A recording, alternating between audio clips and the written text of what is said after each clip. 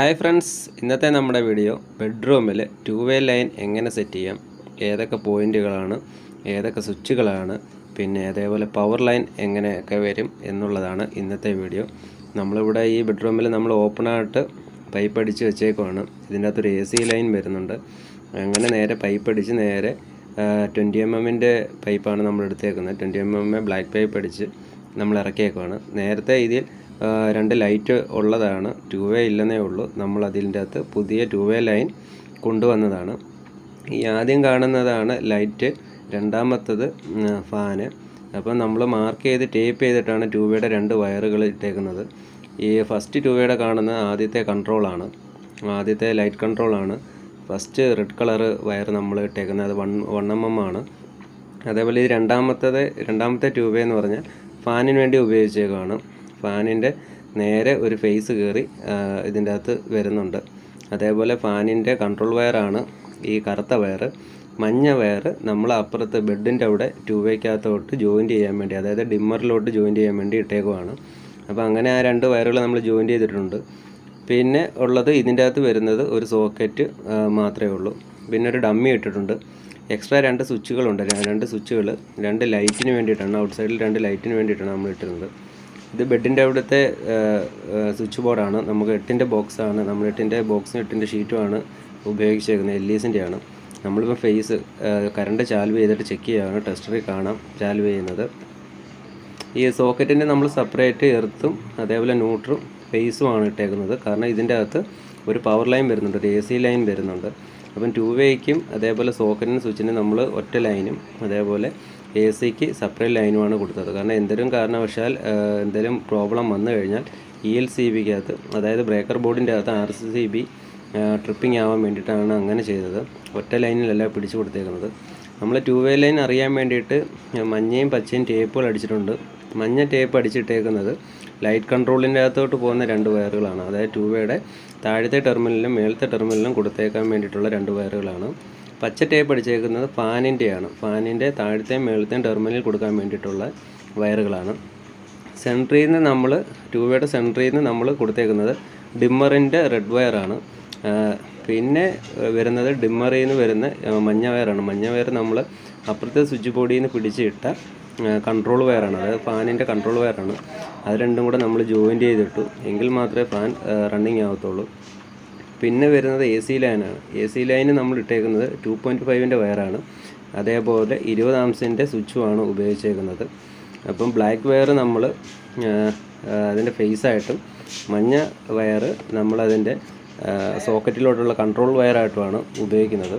പിന്നെ നമ്മൾ ഇൻഡിക്കേറ്റർ ഉണ്ടായതുകൊണ്ട് സ്വിച്ചിൽ തന്നെ ഇൻഡിക്കേറ്റർ ഉള്ളതുകൊണ്ട് നമ്മൾ ഒരു ന്യൂട്രൽ പിടിച്ചിട്ടുണ്ട്. മേളിൽ സോക്കറ്റ് 2.5 ആണ് വരുന്നത്. അതിൽ നിന്ന് തന്നെ ഒരു 1 mm വയറിട്ട് ഇൻഡിക്കേറ്ററിന് വേണ്ടിയിട്ട് നമ്മൾ താഴെ സ്വിച്ച് ബോർഡ് ഇറക്കിയിട്ടുണ്ട്. കാരണം സെപ്പറേറ്റ് വേണം നമ്മൾ ന്യൂട്രലും ഫേസും അതേപോലെ എർത്തും മാറ്റിയിടാൻ. കാരണം നമ്മൾ ബ്രേക്കറിലോട്ട് DBയിലോട്ട് അങ്ങനെയാണ് കണക്ഷൻ പോകുന്നത്. അതുകൊണ്ടാണ് ഏതൊരു കാരണവശാലും എന്തെങ്കിലും പ്രശ്നം വന്നാൽ DBയിൽ RCB ട്രിപ്പ് ആവാൻ വേണ്ടിയിട്ടാണ്, ലോഡ് കറക്റ്റ് ചെയ്യാൻ വേണ്ടിയിട്ടാണ് നമ്മൾ അങ്ങനെ ചെയ്തേക്കുന്നത്.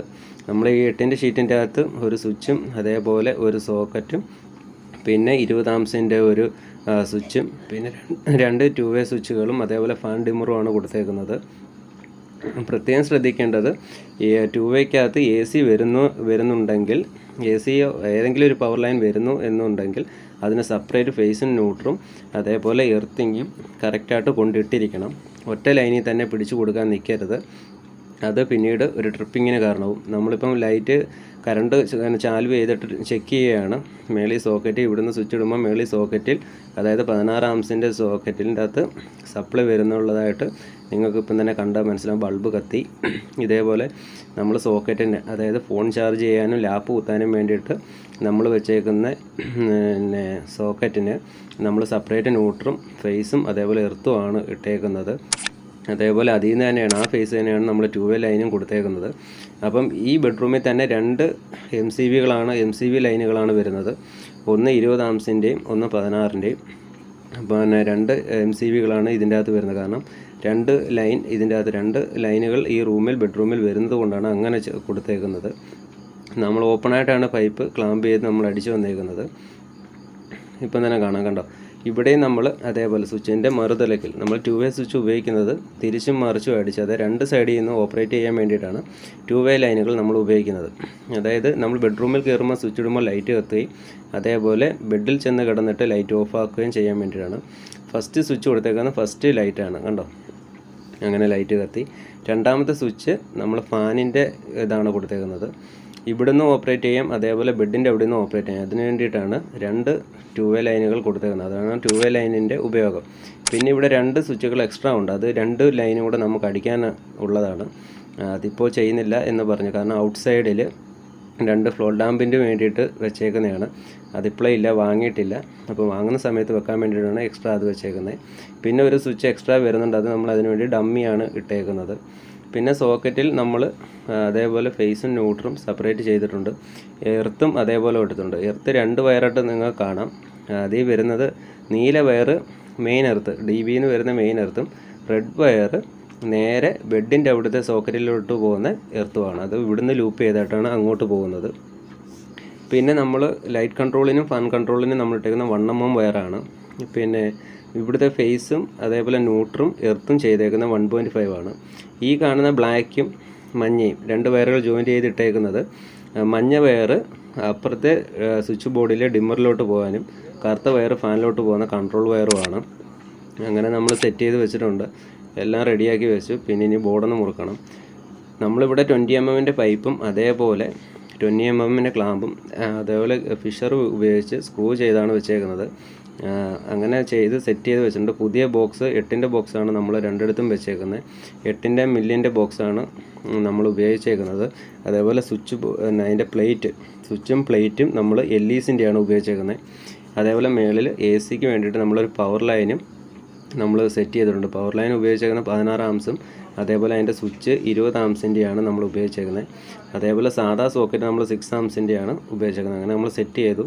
ഇതാണ് ബെഡിൻ്റെ അവിടുത്തെ ഒരു സ്വിച്ചും ഒരു സോക്കറ്റും, AC-യുടെ 20 ആംപിയറും അതേപോലെ ഫാനിൻ്റെ ഡിമ്മറും അതേപോലെ ലൈറ്റിൻ്റെ സ്വിച്ചും. അങ്ങനെ 8 മൊഡ്യൂളിൻ്റെ ഷീറ്റും അതേപോലെ പ്ലേറ്റും ആണ് നമ്മൾ എടുത്തേക്കുന്നത്. ബെഡിൽ ഇത്രയും ലൈനുകൾ മാത്രം മതി, കാരണം നമുക്ക് ഫോൺ ചാർജ് ചെയ്യാനും അതേപോലെ AC കൺട്രോൾ ചെയ്യാനും അതേപോലെ ലൈറ്റും ഫാനും കൺട്രോൾ ചെയ്യാനും വേണ്ടി മാത്രമാണ്. മറുതലക്കിൽ, അതായത് ഡോറിൻ്റെ സൈഡിലും അതേപോലെ നമ്മൾ 2 2-വേ വെച്ചിട്ടുണ്ട്. അതായത് ഒന്ന് ഫാന്, ഒന്ന് ലൈറ്റ്, പിന്നെ 2 എക്സ്ട്രാ സ്വിച്ചുകൾ എന്ന് പറഞ്ഞാൽ നമുക്ക് ഔട്ട് സൈഡിൽ വരുന്നത് കൃഷി ആയിട്ട് ബന്ധപ്പെട്ട ആ ഏരിയയാണ്. അവിടെ 2 ഫ്ലോർ ലാമ്പ് പിന്നീട് സെറ്റ് ചെയ്യാനാണ്. പിന്നെ അതേപോലെ ഒരു സോക്കറ്റ് നമ്മൾ സെറ്റ് ചെയ്ത് വെച്ചിട്ടുണ്ട്.